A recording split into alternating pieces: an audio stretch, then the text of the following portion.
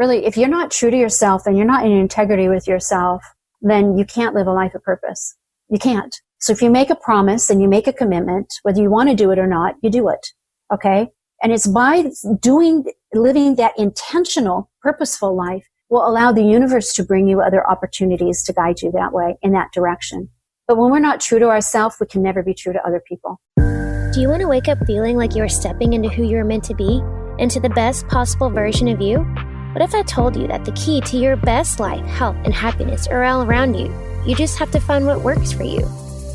I'm Hope Pedraza, and I believe that there isn't just one way to live a healthy and meaningful life, and that all you need is a little inspiration to make changes that last from the inside out. Each week, I'll be sharing tangible tips and inspirational interviews to help you on your journey. These are the steps to take to improve your life and live with purpose. This is Hopeful and Wholesome. Hey y'all, thanks so much for joining today. I've got such a great episode today. I talked with Lisa Thomas. Lisa is an inherited energy expert, and she works with people from all over the world, helps them to discover the blocks that are holding them back and how to remove these blocks and achieve success. She is really one of the most fascinating people I've just ever come in contact with. I found her years ago. I've done some of her programs, and y'all, her programs are amazing. I'm going to leave some links in the show notes so that you can go check these out for yourself. But today we talk about the things that we inherit that hold us back from excelling and moving forward in life. She is so fascinating. You're going to love this episode. There's so many things we got to talk about and so many things we didn't get to talk about. So I'm excited to bring her back to kind of dive into other things that we didn't cover. But you're going to learn so much about what you've inherited, the things that you don't even know are holding you back. It's going to be pretty enlightening, I think. So y'all enjoy this episode. Check out the links in the show notes and check Lisa out. Y'all are going to love her. Enjoy. Okay, y'all, let's get going. I'm so excited to bring on Lisa today, and we are talking about energy blocks, how to get unstuck, letting go of fear, perfectionism, negative thoughts, all of that stuff, being able to move forward in life. So thank you so much for joining today, Lisa.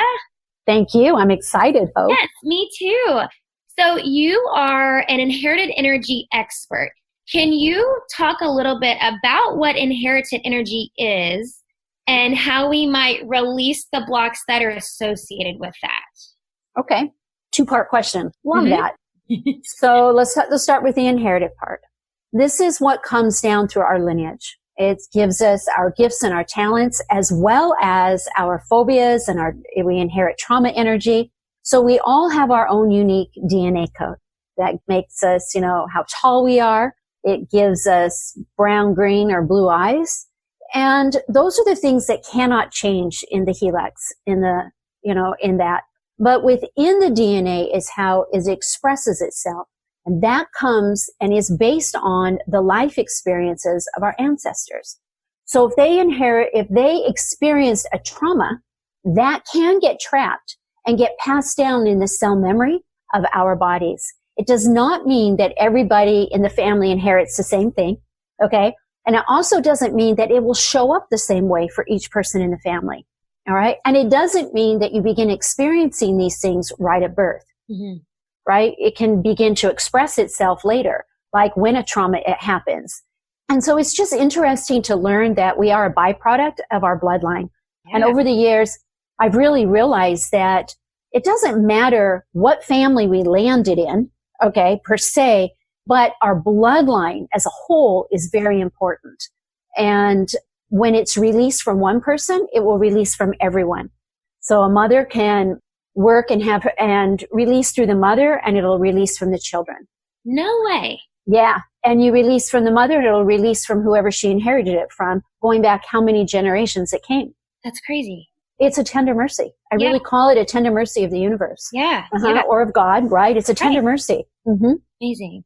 So then what kind of blocks do we inherit from that? What kind of blocks? It can be as many as you can think of as a person experiences. So we can have a fear of failure. We can have a fear of success. We can have a fear of spiders. So they really show up in fears. It can show up in what are we procrastinating? And so a good way to think of it as an individual is to really be mindful of how you're showing up in the world, how you're showing up day to day. Be mindful of those things that keep repeating. So the perfect example is for those that maybe are single, okay? Are you attracting or are you attracted to the same individual with a different face, right? So you keep attracting in those emotionally unavailable partners, right? That is an inherited pattern. You can even have an inherited pattern of mothers and daughters not getting along. Interesting. It's fascinating. Yeah. But you have to look at yourself and be open to what keeps repeating. Do I procrastinate when I really know I should do something? So am I avoiding what's best for me? Do I have a belief that I'm not worthy of more? So they can show up in limiting beliefs, right, false beliefs. It can show up in blocks around money and false beliefs that you can't be spiritual and prosperous, right? Mm-hmm. So we don't just inherit things, just one drop in the bucket, right? But when you can release these things, then it allows the floodgates to open, I have found. So a lot of these things, so you mentioned the fear of success and fear of failure and money blocks, a lot of those are like hidden as other things. Like we don't know that we have those. How do we uncover those? You need a healer. You really do. And I do have a program coming out for the individual to figure it out themselves. Mm-hmm. Okay. But it's multi-layered. And the reason I say that is we can only go so deep on ourselves. Right. Because that subconscious is like, yeah, I'm good. We don't need to do anymore. And so you kind of hit that barrier. And so by having somebody else is an added bonus, but I am coming. I love that you asked that question because I do have something coming out. All right. Yeah. And it should be out in the next couple months. Yeah. Mm-hmm. I'll put a link to it. That would be awesome. Yeah. That's perfect timing. Yeah. So what are some of the things that just to give people kind of like, scraping the surface on this, what are some things that we might tell ourselves? Because fear of success sounds absurd, right? Like why would we be afraid of succeeding? What are some things that we're telling ourselves where that would be the case? Okay. So if you have a fear of success, here's some different things that'll show up because you'll self-sabotage. You can have a fear of being visible. And so you're like, yeah, I can't go speak on stage because I can't do it. I can't remember my words. Like you create these stories right around why you can't do something. A fear of success can come where you've reached a certain level of success and then you think, well, if I have more, then I'm being selfish. Again, it's a story. The other thing is we'll sabotage our success and not show up when we say we will. We'll start being late for things. We will be sick. We'll get sick. We procrastinate when we need to really turn an article in or we need to do something. Mm-hmm. Yeah. So it's a lot of it goes back to an inherited emotion called shame. And it's always inherited to begin with, always. Now, it can mean then that because of that energy, things show up in our life that are embarrassing to us. And so it like retraps, it revalidates that we're not enough. But shame is complicated. It's not an easy little word. You can have a fear of being embarrassed. So maybe then you were embarrassed when you were in the 3rd grade and the teacher called you stupid or, they wouldn't do that now, but 20 years ago they would have. Sure. Okay. It's with you. Right. Yeah. So it'll come up around the fears and the actions you're not taking. Right. And speaking on emotions, you talk a lot about anxiety and overwhelm and how that it stops your progress. So what is what is the opposite of that? What emotions should we be turning that into to move past those blocks? You want to really focus on that you're enough. Okay. So really activating that confidence and knowing you're enough and kind of talk yourself through it. I am enough to do this, whether I believe it or not. Mm-hmm. Right. And you really want to focus on I am empowered, even though I don't have that 3rd degree. I literally had a client that came to me, had 2 PhDs, right? 2 PhDs and felt like, and he was a janitor, by the way. Wow. Yeah. So you talk about a lot of shame, a lot of low self-worth. Yeah. And he was validating in his education. His education was supposed to validate him. And yet even after that, he wasn't able to do it. He was not able to take action. That's crazy. But it's real. It happens a lot. Yeah. Not necessarily 2 PhDs. That's very rare. Sure. But he was extremely smart. And so he started college when he was 16.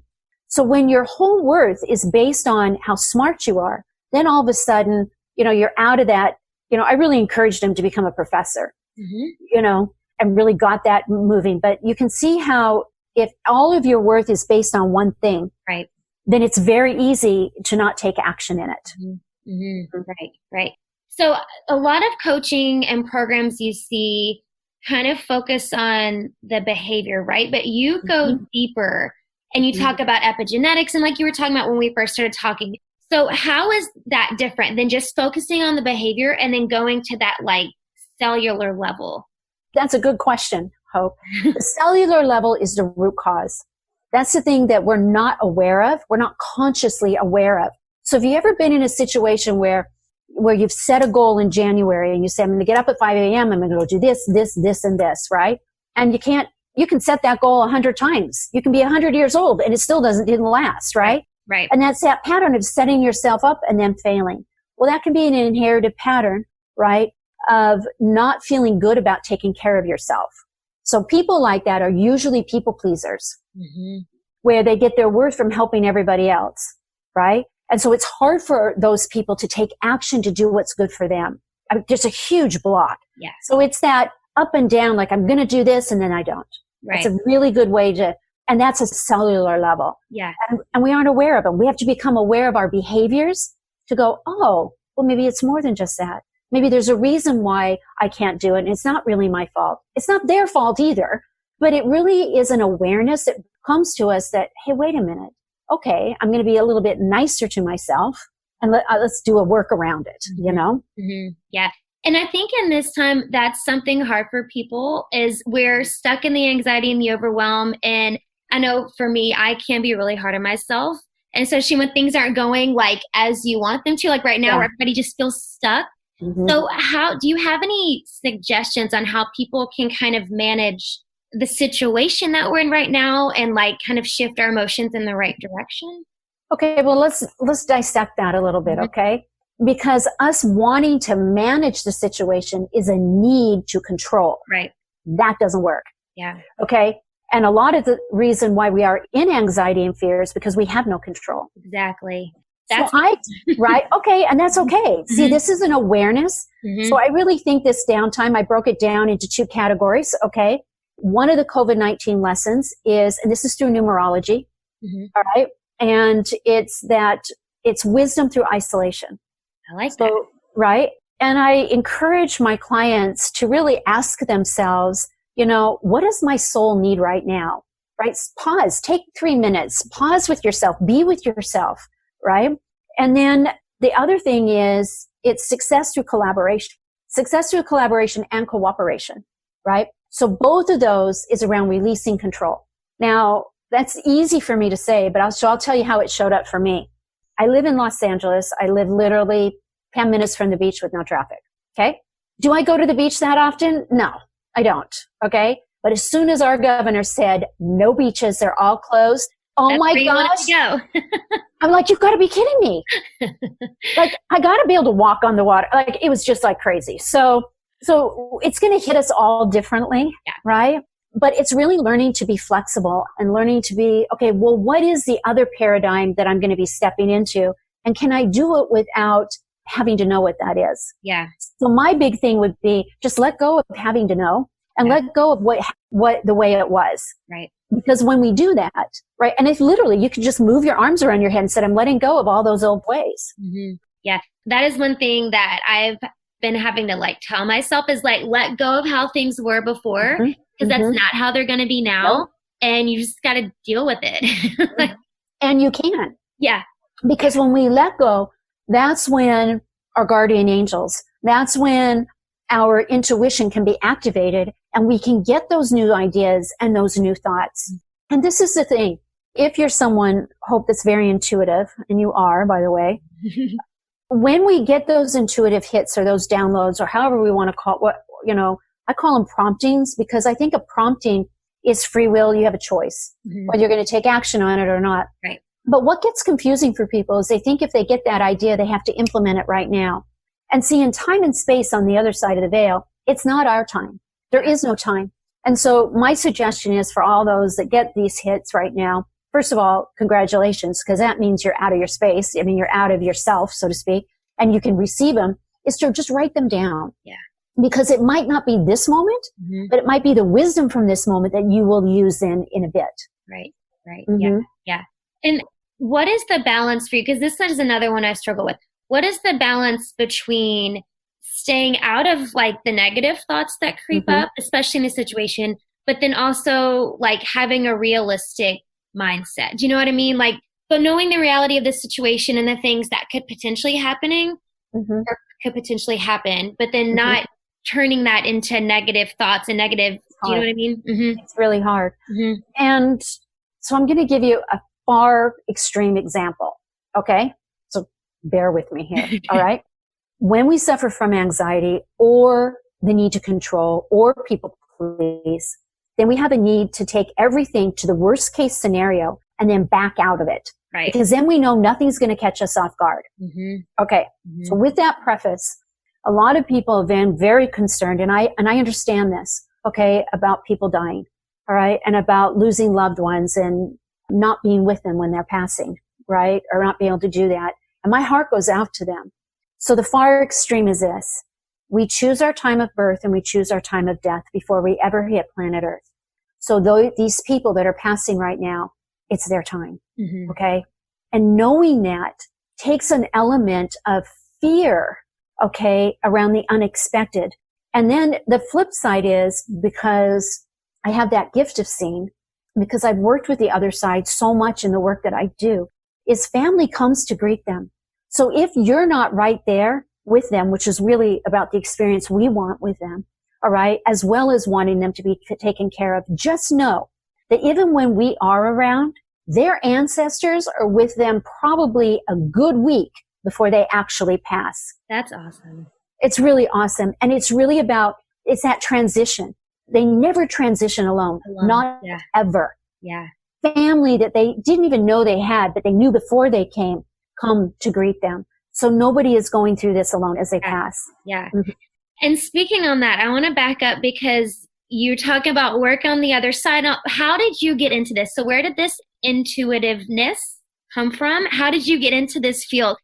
Well, it has been a journey for me. I was born being clairaudient and clairvoyant. I have, the different clair gifts. Did you know that when you were little? Mm-hmm. I did. Really? But it was a burden to me. Mm. I used to literally would pray to God, like, I don't want to be this way.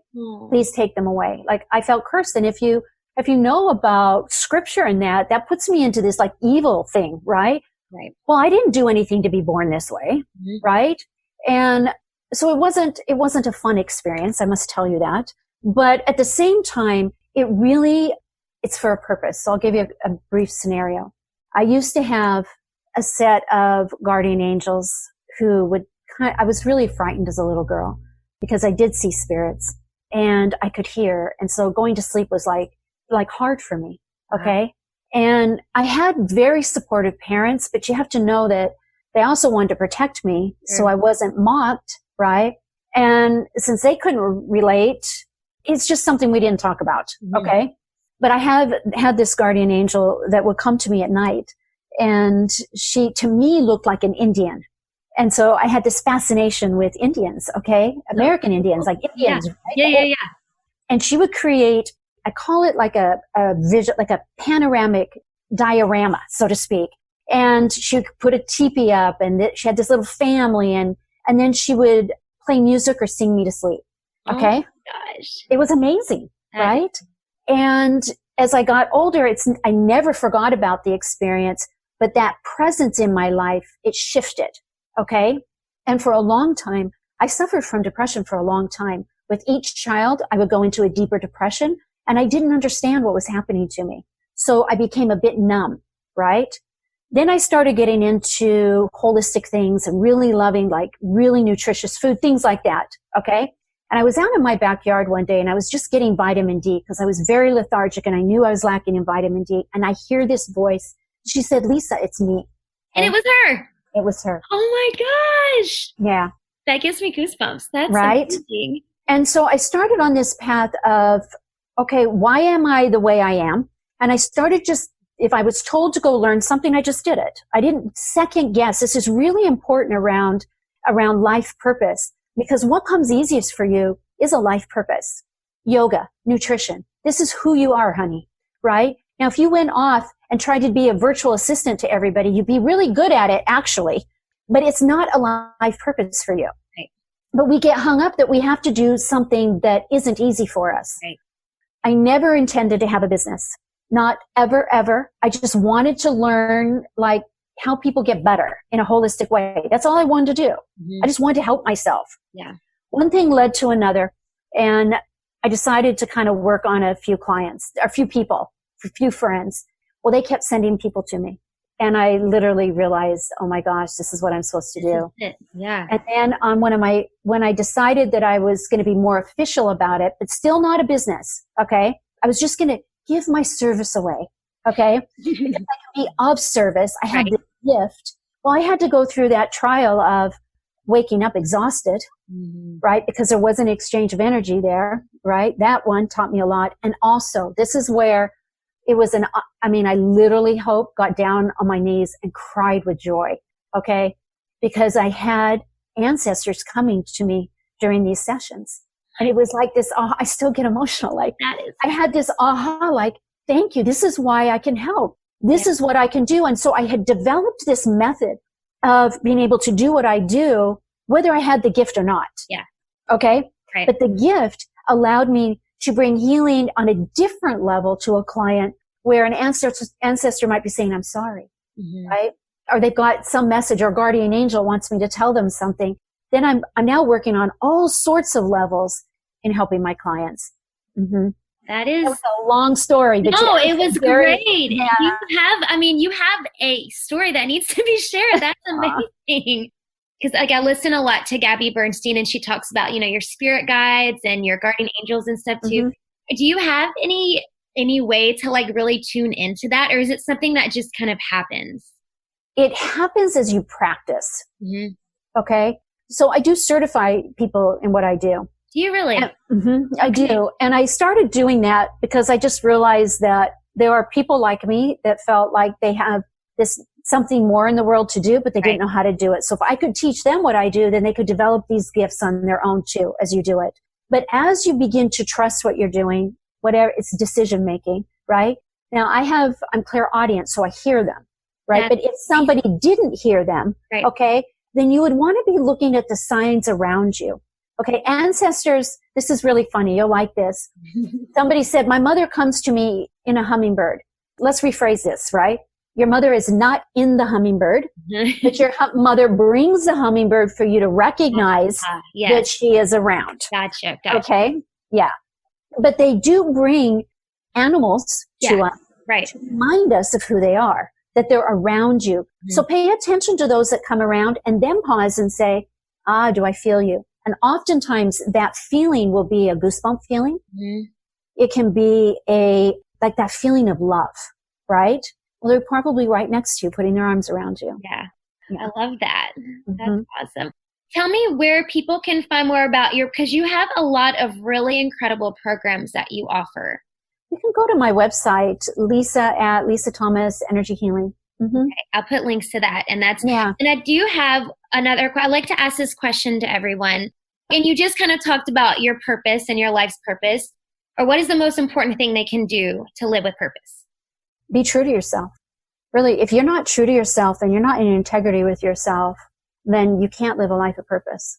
You can't. So if you make a promise and you make a commitment, whether you want to do it or not, you do it. Okay? And it's by living that intentional, purposeful life will allow the universe to bring you other opportunities to guide you that way, in that direction. But when we're not true to ourselves, we can never be true to other people. Yeah. And how do we find that truth? Through experience, like through your daily actions, right? If you tell your kids you're going to take them for a walk, take them for a walk. Yeah. Right? Don't say, oh, I'm so sorry, we'll do it tomorrow. Right. That's what I mean. Like, it's in everything that you do. You tell your mom you're going to call her, right? Be considerate. And also learn to self-regulate. We have to regulate who we are. If we need a timeout, take the time out. Say, hey, everybody, even if it's going to the bathroom, right? Go lock yourself in the bathroom. Right. The tub for an hour, right? Yeah. But we have to regulate, because when we get into the victim mode that life is making us crazy, we can't live a purposeful life. Right. Yeah. Is that what you mean? No, for sure. It totally does. That's great advice. Yeah, no, for sure. Thank you.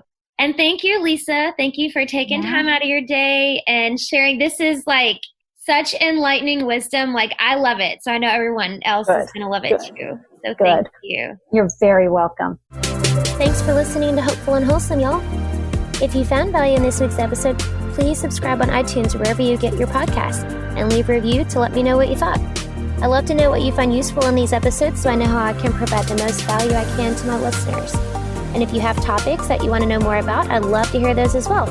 So shoot me a message on Instagram, Facebook, or LinkedIn. It's @TheHopePedraza, or visit my website, hopefulandwholesome.com.